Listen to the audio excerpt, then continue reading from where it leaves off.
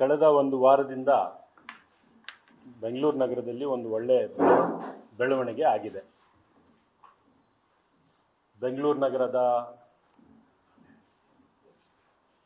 ಸಂಚಾರದ traffic infrastructure ಬಗ್ಗೆ ಮಾಧ್ಯಮದಲ್ಲಿ ತುಂಬಾ ಚರ್ಚೆ ನಡೀತಾ ಇದೆ. ಮತ್ತೆ ನನಗೆ ಒಂದು ಆಶ್ಚರ್ಯ ಮತ್ತೆ ಸಂತೋಷ ಕೂಡ ಹೌದು. ನಮ್ಮ ಸ್ನೇಹಿತರು ಬೆಂಗಳೂರು ದಕ್ಷಿಣ ಲೋಕಸಭಾ ಕ್ಷೇತ್ರದ ಶಾಸಕರು ತೇಜಸ್ವಿ ಸೂರ್ಯರವರು ಬೆಂಗಳೂರು ನಗರದ ಪಬ್ಲಿಕ್ ಟ್ರಾನ್ಸ್ಪೋರ್ಟ್ ಬಗ್ಗೆ ಸಾಕಷ್ಟು ಆಸಕ್ತಿ ತಗೊಂಡು ಮಾತನಾಡಿದರು. ಮಾನ್ಯ ಉಪಮುಖ್ಯಮಂತ್ರಿಗಳು ಡಿ.ಕೆ. ಶಿವಕುಮಾರ್ ಅವರನ್ನು ಭೇಟಿ ಮಾಡಿದರು. ಮತ್ತೆ ಅವರ ಪಕ್ಷದ ಕಚೇರಿಯಲ್ಲೋ ಎಲ್ಲೋ ಒಂದು ದೊಡ್ಡ ಪ್ರೆಸೆಂಟೇಷನ್ ಕೂಡ ಮಾಡಿದರು. ನನಗೆ ತುಂಬ ಸಂತೋಷ. ಯಾಕಂದರೆ ಬೆಂಗಳೂರು ನಗರದಲ್ಲಿ ಬೆಂಗಳೂರು ನಗರದ ಅಭಿವೃದ್ಧಿ ಬಗ್ಗೆ, ಜನರ ಸಮಸ್ಯೆ ಬಗ್ಗೆ ಯಾರೇ ಇರಲಿ, ನಮ್ಮ ಪಕ್ಷದವರಾಗಲಿ ವಿರೋಧ ಪಕ್ಷದವರಾಗಲಿ, ಚರ್ಚೆ ಮಾಡುವ ಸಂದರ್ಭದಲ್ಲಿ ಇದು ಬೆಂಗಳೂರು ನಗರಕ್ಕೆ ಲಾಭ ಆಗುತ್ತೆ ಹೊರತು ಇದರಿಂದ ಯಾವುದು ನಷ್ಟ ಆಗುವುದಿಲ್ಲ. ಆದರೆ ನನಗೆ ಆಶ್ಚರ್ಯ ಯಾಕೆ ಅಂದರೆ, ನಮ್ಮ ತೇಜಸ್ವಿ ಸೂರ್ಯ ಅವರು ಮೊದಲ ಬಾರಿಗೆ ತಮ್ಮ ಕೋಮುವಾದಿ ಅಜೆಂಡಾವನ್ನು ಬಿಟ್ಟು ಹಿಂದೂ ಮುಸಲ್ಮಾನ್ ಅಂತ ರಾಜಕೀಯ ಮಾಡ್ತಾ ಇದ್ದಿದ್ದವರು ಹಲಾಲು, ಹಿಜಾಬು, ಹರಾಮು, ಜಟ್ಕಾ ಅನ್ನು ಬಿಟ್ಟು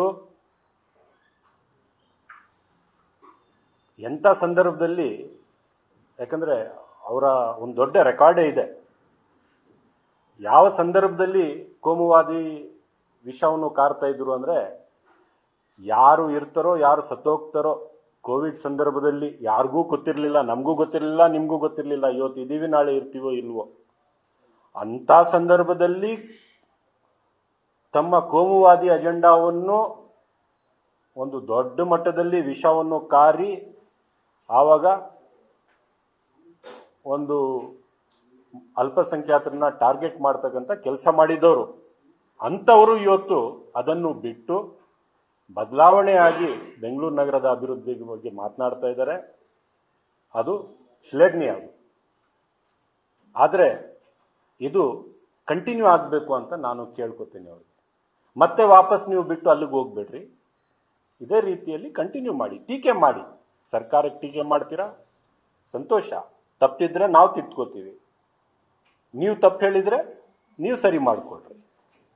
ಆದರೆ ಇದೇ ಟ್ರ್ಯಾಕ್ ಅಲ್ಲಿ ಹೋಗಿ ಅಂತ ನಾನು ಹೇಳ್ತಾ, ಅವರು ನಮ್ಮ ಸರ್ಕಾರದ ಮೇಲೆ ಏನು ಆಪಾದನೆ ಮಾಡಿದ್ದಾರೆ ಅಂದ್ರೆ, ಬೆಂಗಳೂರು ಪಬ್ಲಿಕ್ ಟ್ರಾನ್ಸ್ಪೋರ್ಟ್ ಬಗ್ಗೆ ನಮ್ಮ ಸರ್ಕಾರ ಯಾವುದೇ ಕಾಳಜಿಯನ್ನು ವಹಿಸ್ತಾ ಇಲ್ಲ, ಯಾವುದೇ ಕಾರ್ಯಕ್ರಮಗಳನ್ನು ಹಾಕಿಲ್ಲ, ಯಾವುದೇ ಪ್ರಗತಿ ಪಬ್ಲಿಕ್ ಟ್ರಾನ್ಸ್ಪೋರ್ಟ್ಗೆ ನಮ್ಮ ಸರ್ಕಾರದಿಂದ ಆಗ್ತಾ ಇಲ್ಲ ಅಂತ ಅವ್ರು ಹೇಳ್ತಾರೆ.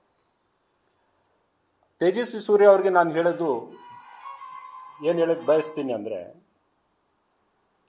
ನೀವು ಅತಿ ಹೆಚ್ಚು ಟೀಕೆ ಮಾಡಿರ್ತಕ್ಕಂಥ ನಮ್ಮ ಸರ್ಕಾರದ ಒಂದು ಕಾರ್ಯಕ್ರಮ, ಅದೇನು ಗ್ಯಾರಂಟಿ ಕಾರ್ಯಕ್ರಮ, ಅದರಲ್ಲಿ ಒಂದೇ ಒಂದು ಸ್ಕೀಮ್, ಶಕ್ತಿ ಸ್ಕೀಮ್ ಅಂತ ಏನಿದೆಯಲ್ಲ, ಆ ಶಕ್ತಿ ಸ್ಕೀಮಿನ ಪರಿಣಾಮ ಏನಿದೆ ಅಂದ್ರೆ, ಅವ್ರು ಅರ್ಥ ಮಾಡ್ಕೋಬೇಕು, 48 lakh daily trips BMTC buses ಅಲ್ಲಿ ಇವತ್ತು ನಡೀತಾ ಇದೆ. ಅವರ ಸರ್ಕಾರದ ಅವಧಿಯಲ್ಲಿ 33 ಲಕ್ಷ ಡೈಲಿ ಟ್ರಿಪ್ಸ್ ಇತ್ತು BMTC, ಇವತ್ತು 48 ಲಕ್ಷ ಆಗಿದೆ. ಅಂದ್ರೆ 15 ಲಕ್ಷ ಡೈಲಿ ಟ್ರಿಪ್ಸ್ BMTC ಯಲ್ಲಿ ಹೆಚ್ಚಾಗಿರೋದು ಯಾವ ಸರ್ಕಾರದಿಂದ, ಯಾವ ಸರ್ಕಾರದ ಕಾರ್ಯಕ್ರಮದಿಂದ? ಕಾಂಗ್ರೆಸ್ ಪಕ್ಷದ ಸರ್ಕಾರದ ಕಾರ್ಯಕ್ರಮದಿಂದ ಆಯ್ತು. ಮೆಟ್ರೋ ಬಗ್ಗೆ ಬಹಳ ಕಾಳಜಿ ವಹಿಸಿಕೊಂಡು ತೇಜಸ್ವಿ ಸೂರ್ಯ ಅವರು ಮಾತನಾಡ್ತಾ ಇದ್ದಾರೆ, ಸಂತೋಷ. ಆದ್ರೆ ನಾನು ಅವ್ರಿಗೆ ಹೇಳಕ್ ಬಯಸ್ತೇನೆ, ಅವರ ಕಾಲದಲ್ಲಿ ಮೆಟ್ರೋವಿನ ರೈಡರ್ಶಿಪ್ ಆಗಿದ್ದು 6 ಲಕ್ಷ. ಇವತ್ತು ನಮ್ಮ ಕಾಲದಲ್ಲಿ 10 ಲಕ್ಷ ಜನ ಮೆಟ್ರೋ ರೈಡರ್ಶಿಪ್ ಮಾಡ್ತಾ ಇದ್ದಾರೆ. ಒಂದು ಬೆಂಗಳೂರು ನಗರದ ನಮ್ಮಲ್ಲಿ ಏನು ಪ್ರಮಾಣ ಇದೆ, ಇಷ್ಟು ದೊಡ್ಡ ನಗರಕ್ಕೆ ನಮ್ಮಲ್ಲಿ ಇರ್ತಕ್ಕಂಥ ಜನಸಂಖ್ಯೆಗೆ ಸುಮಾರು 15,000 ಪಬ್ಲಿಕ್ ಟ್ರಾನ್ಸ್ಪೋರ್ಟ್ ಬಸ್ಸಸ್ ಇರಬೇಕಾಗುತ್ತೆ. ಅಂದರೆ ಎಫೆಕ್ಟಿವ್ ಪಬ್ಲಿಕ್ ಟ್ರಾನ್ಸ್ಪೋರ್ಟೇಷನ್ಗೆ ಆ ಕಡೆ ನಾವು ಮೂವ್ ಆಗಬೇಕು ಅಂತ.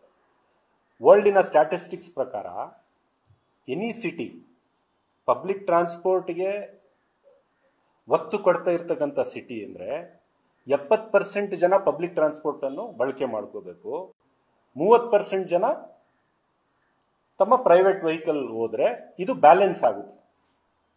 ಅಂದ್ರೆ ಇವತ್ತು ನಾವು 50-50 ಅಲ್ಲಿದ್ದೀವಿ.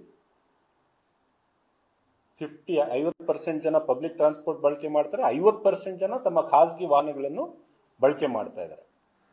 ನಮ್ಮೆಲ್ಲರ ಗುರಿ ಏನಾಗಬೇಕು ಅಂದ್ರೆ ಈ 50 ಇರೋದು 70-80ಕ್ಕೆ ತಗೊಂಡು ಹೋದ್ರೆ ಆವಾಗ ಸಿಟಿಯನ್ನ ನಾವು